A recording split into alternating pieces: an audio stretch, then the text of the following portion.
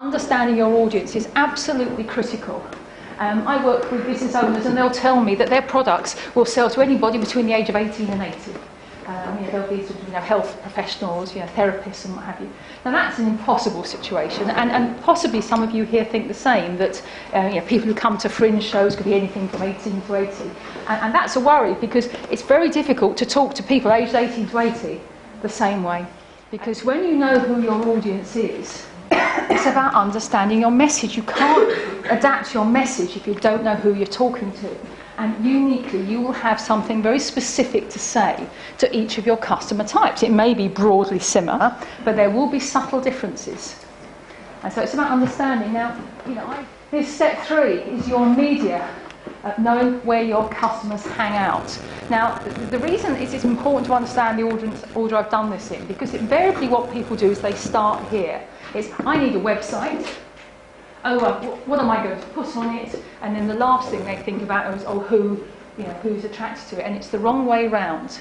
You need to understand who, you need to understand what you want to say. Then you ask the question, and where am I going to find those people? Not all of you are doing email marketing. And you may all struggle with this next bit if you're not. If I were to, we've got the phrase up there, your marketing funnel, does that mean anything to anybody here? No. What is a marketing? Anybody say yes to that? Now, this is essentially a business concept. It translates into just about any business setting, which yours is, where you are trying to develop your audience. And it's worth understanding the science, because there will be a version of this funnel for each of you.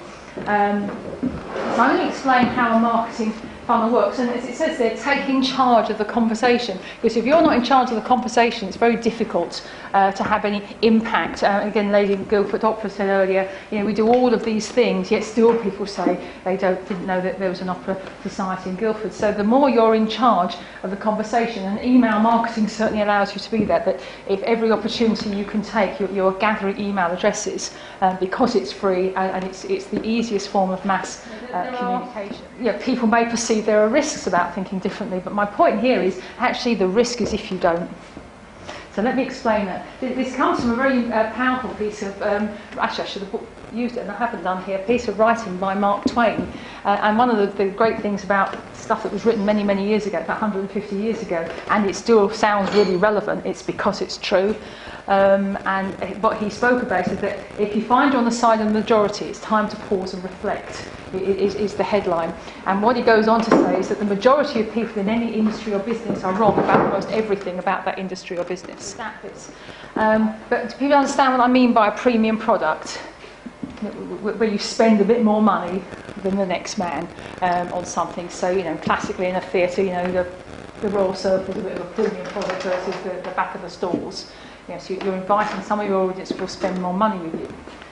So it's a fact that 20% of your audience will spend more money with you on a premium product, but there is a critical fact that goes with that if you make it available to them.